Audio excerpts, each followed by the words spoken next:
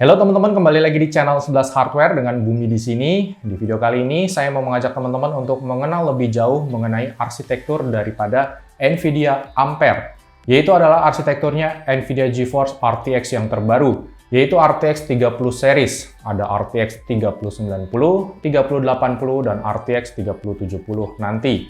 Video ini bukanlah video review, namun nanti channel 11 Hardware juga bakal kok nge-review RTX 30 series ya, RTX 3080 ataupun RTX 3070.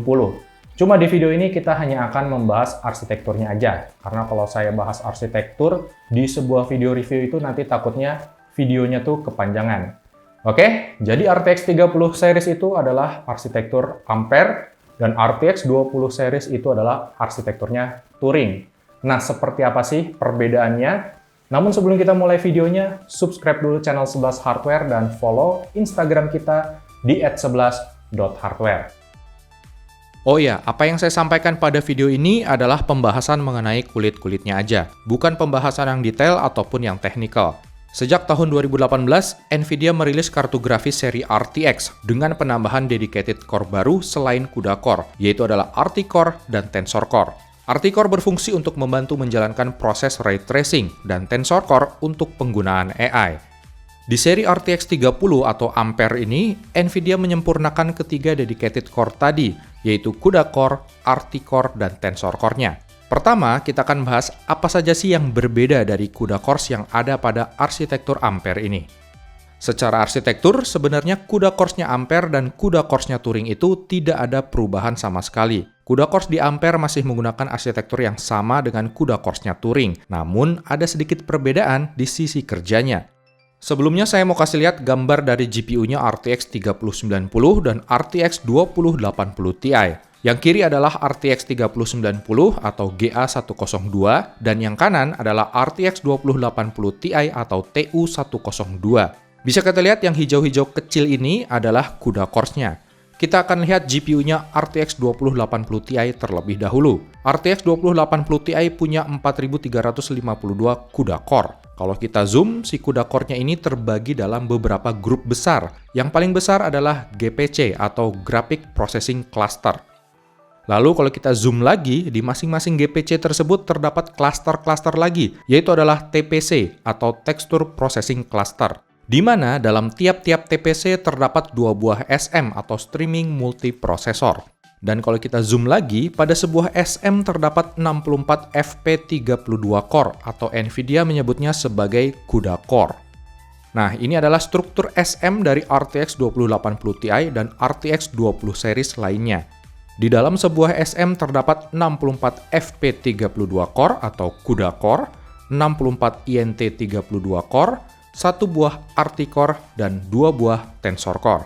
Nah, coba teman-teman perhatikan baik-baik.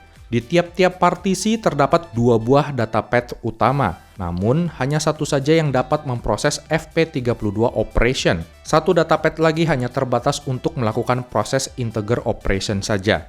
Oleh sebab itu, di Turing, INT32 ini tidak dihitung sebagai CUDA Core. CUDA Core yang dihitung hanyalah FP32 Core saja, yang terdapat 64 FP32 Core dalam masing-masing SM. Nah, bedanya dengan Ampere, kedua datapad tadi bisa melakukan proses operasi FP32, sehingga peak processing dari FP32 operation-nya bisa menjadi 2 kali lipat.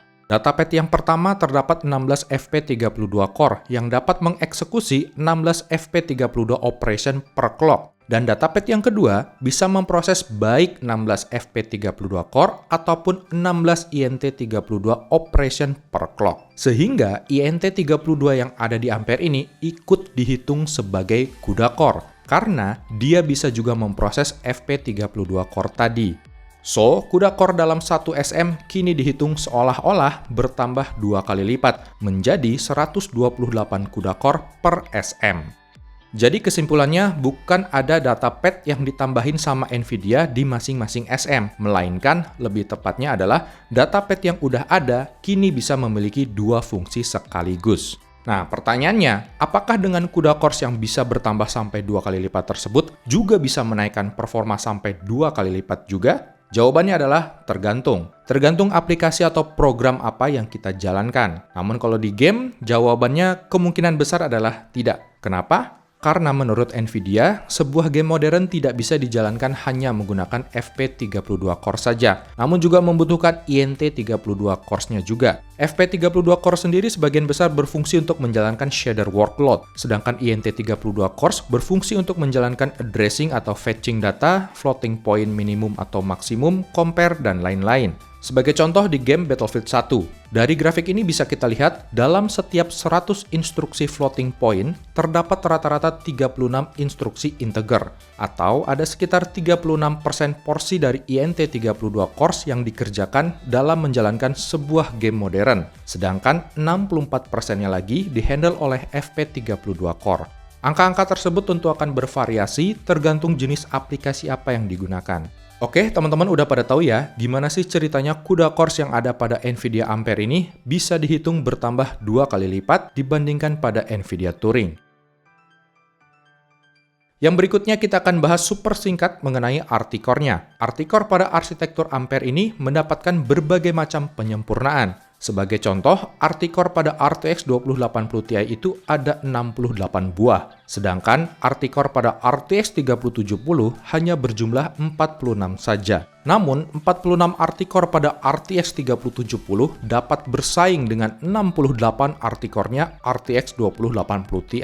RT-core second generation ini memiliki ray atau triangle intersection 2 kali lipat lebih banyak dibandingkan dengan RT-core yang pertama. Di generasi Ampere ini juga ditambahkan unit baru, yaitu adalah interpolate triangle position. Dengan unit baru tersebut, kini RT-core punya variabel waktu yang akan sangat berguna untuk mengkalkulasikan sesuatu seperti motion blur misalnya. Yap, di RT-core yang baru ini, NVIDIA mengembangkan proses ray tracing dengan motion blur. Hardware accelerated motion blur ini sudah bisa diimplementasikan di Blender 2.9, Chaos V-Ray 5.0, Autodesk Arnold, dan Redshift Renderer dengan menggunakan API NVIDIA Optics.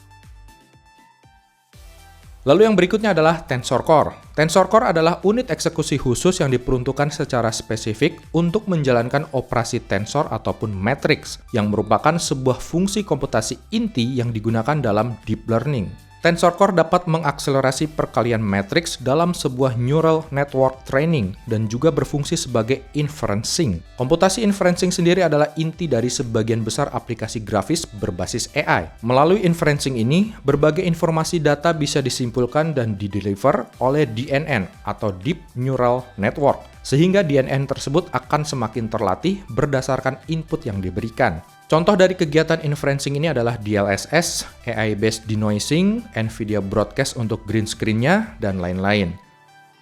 Sama seperti RT-core-nya, Tensor Core pada Ampere ini juga mengalami penyempurnaan. Bahkan di struktur SM-nya, kini jumlah Tensor Core justru dikurangi. Dari 8 buah Tensor Core pada masing-masing SM, menjadi tinggal 4 buah Tensor Core saja. Namun, walau Tensor Core-nya lebih sedikit, tapi kinerja Tensor Core pada NVIDIA Ampere ini lebih baik dibandingkan Turing. NVIDIA menambahkan spesifik pola atau pattern dalam processing matrisnya, yaitu adalah fine grain structure sparsity. Saya tidak akan bahas ini lebih jauh lagi karena akan sangat teknikal dan saya pribadi pun kurang menguasainya. Intinya, di Tensor Core yang baru ini bisa menghasilkan 2 kali throughput per masing-masing SM dibandingkan dengan Tensor Core-nya Turing. Dan yang terakhir mau saya bahas sedikit adalah konektivitasnya. Untuk pertama kalinya, sebuah graphic card mainstream akhirnya support display interface HDMI 2.1. HDMI 2.1 ini support bandwidth sampai dengan 48 gigabit per second. Sebagai contoh, HDMI 2.0B yang sebelumnya hanya support 18 gigabit per second, dan DisplayPort 1.4 hanya support bandwidth di sekitar 24,9 Gbps. Untuk menjalankan resolusi tinggi seperti 4K ataupun 8K atau 8K dengan refresh rate yang tinggi dan HDR aktif, tentu saja membutuhkan bandwidth yang sangat tinggi.